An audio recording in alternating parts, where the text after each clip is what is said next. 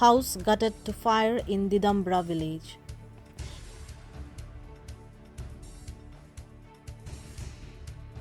In an incident of fire, one house was gutted to ashes at Didambra village under Maibang police station in Dima Hasao district.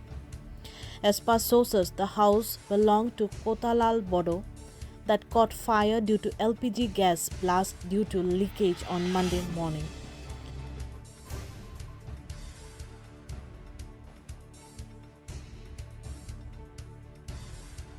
Locals tried to douse the fire but could not help any as the fire spread wide. However, no humans sustained any injury by the fire.